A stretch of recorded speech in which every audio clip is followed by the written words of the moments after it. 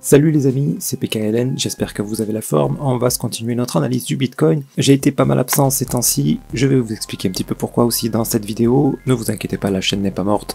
Je reviendrai bientôt avec une fréquence de publication beaucoup plus élevée. Toujours est-il, on va faire un peu le point sur ce qu'on avait dit la dernière fois, ce qui s'est passé et ce qu'on attend pour la suite. Et comme d'habitude, si t'es pas encore abonné, j'espère que cette fois-ci tu vas le faire. Mettre un petit com, un petit like, ça me fait super plaisir. Et en plus, ça soutient la chaîne. Et allez, suis-moi, c'est parti.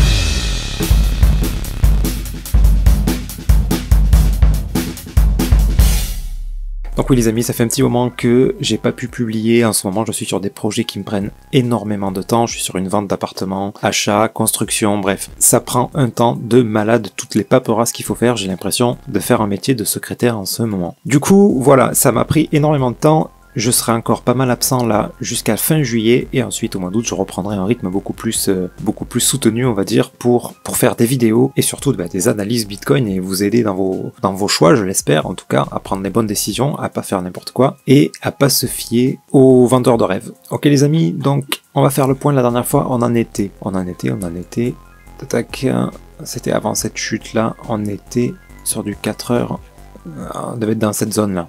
On devait être dans cette zone-là sur le Bitcoin. Donc on avait dit de se méfier d'un possible running ici pour venir casser le bas. Donc c'est pas ce qu'on a eu, mais on est quand même venu casser le bas. Mais avant ça, on a eu une hausse. Hop, si je me rappelle bien, en 1 heure, on l'avait vu ça.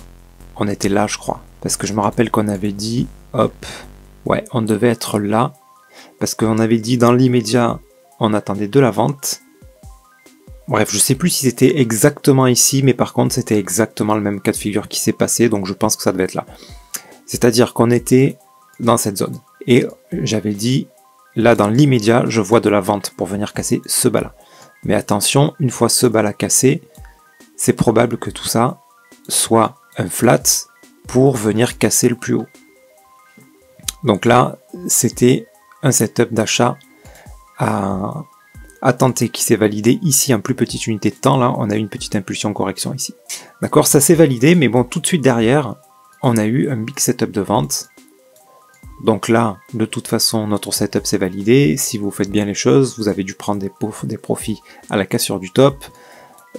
Setup de vente, soit sortir en break-even de toute façon, et donc pas perdre d'argent, et même on en a gagné un petit peu. Ok, donc après à chaque cassure de bas, étant donné qu'on est dans cette figure corrective ici, de cette impulsion là, cette big impulsion qui corrige, donc ce qu'on attendait c'était une cassure de ce top. On vient de l'obtenir là d'ailleurs. Ah ouais, carrément, on vient juste de le faire là. Ok, donc bref, tout ça, donc là il nous a fait une feinte ici, hein. Il est monté, moi j'y ai cru qu'on allait casser le top là. Bref, on l'a pas fait, on est redescendu casser ce bas, donc là il fallait vraiment guetter les setups d'achat. Parce que on est toujours dans cette même figure tant que ce top là n'est pas cassé. Donc les setups d'achat, on en a eu ici, là, et en plus grand ici. Donc ça, c'est sûr que c'est pas forcément évident à voir. Mais si on regarde bien, tac, on a une impulsion ici. On prend bien la pointe de la mèche. Hein. On a une correction en 3 temps. Voilà. Ça, c'est un beau régular. Derrière, impulsion, correction. Bon, cette impulsion a cassé le top, là celui-là était un peu dangereux là. Ouais, celui-là pour le choper c'était pas évident, hein. C'était un peu ici au petit bonheur à la chance quoi. Donc bon, perso je l'ai pas pris moi ça. C'était un peu trop agressif comme mouvement, je l'ai pas pris. Par contre, on n'a toujours pas cassé ce top, c'est ce qu'on attend. Là on a encore une chute, et ici un setup d'achat. Donc là, celui-là, il pouvait se tenter, et là, pour le coup, on a fait une belle performance là-dessus. Et on est venu tout de suite casser ce top là. Donc maintenant, à partir de là, attention, parce qu'il va falloir surveiller deux choses. Soit on va corriger cette impulsion, c'est peut-être ce qu'on est en train de faire, pour nous donner un beau regular flat, un beau running. Dans ce cas-là, peut-être que oui, ça va continuer, mais dans tous les cas, moi je me méfie toujours à toutes les cassures de top, parce que on peut très bien venir sur une correction beaucoup plus grande de toute cette impulsion, voire même de toute cette impulsion. Ça c'est possible. C'est possible, donc voilà. Tout ça pour dire que pour l'instant, quand on regarde, quand on prend un peu de recul, on voit que ça c'est un signal haussier. Hein. Donc moi je pense que ça va continuer à monter un petit peu encore. Mais voilà, il n'y a rien qui me l'indique vraiment non plus, puisqu'on a déjà cassé le top. Donc là, méfiance, hein, on rentre pas à l'aveugle, on attend vraiment des setups. Et parce que là, à tout moment, il peut se retourner, nous donner une plus grosse correction comme ça, remonter encore un peu, et ensuite descendre. Voilà, bon, encore une fois, ça va dépendre un petit peu des événements macro, là, parce que moi, je vois encore deux possibilités, toujours. Pour moi, ce mouvement est long, et lent, donc pour moi, c'est un B. On est dans le B, là. Tac. En weekly, hein, je suis en weekly, donc là, c'est du très long terme. Dans le B de cette correction, on a notre impulsion baissière. On corrige. Donc voilà, c'est fort possible qu'on ait quelque chose comme ça, pour après venir nous donner un C. Ça, on ne le perd pas de vue, parce qu'on n'a pas envie de se retrouver là-dedans. Ok. Donc voilà, attention à ça. Cette plus grande correction là, on devrait l'obtenir un jour ou l'autre maintenant. Il peut continuer à monter encore et nous donner ça plus tard. Hein. Dans ce cas-là, parce que là c'est possible qu'il reparte sur une big tendance haussière, hein, c'est tout à fait possible. La cassure de stop, les gars, par contre, faudra faire gaffe. Hein. Faudra faire. Moi perso, je vais sortir. Je pense que une fois cassé stop, je vais voir si vraiment on est en pleine impulsion. Je vais attendre quand même des petits signaux baissiers. Mais moi, ça fera partie des moments où je vais commencer à prévoir un plan de sortie totale de la crypto. Ça ne veut pas dire que j'abandonne. C'est un projet auquel je crois dur comme fer pour les années futures. Mais c'est juste que le prochain bear market, ben, je veux pas être dedans en fait. Je veux pas être dedans du tout. Et je vais essayer de me faire violence pour tenir vraiment le temps qu'il faut. Là, ça sera sans doute une paire d'années avant de remettre de l'argent. Parce qu'à chaque fois, hein, je me suis fait avoir plusieurs fois. Avoir non, parce que c'est aussi une passion, c'est aussi c'est le jeu, ça. C'est plus du jeu quoi en fait. C'est plus du jeu à ce niveau-là. Mais voilà, quand on a eu de beaux profits ici, quand on est là, bon, on a déjà envie d'en racheter. Là encore, alors qu'en fait, ça aurait beaucoup plus valu le coup d'attendre vraiment sereinement et d'attendre ça là, de dire ici on a un beau signal haussier. Finalement, je serais rentré là. Je serais peut-être pas rentré là, comme là j'ai pu le faire, mais par contre, je serais pas rentré là non plus. Vous voyez ce que je veux dire? Donc au final, j'aurais été gagnant à rentrer, à attendre ce signal là. Donc la prochaine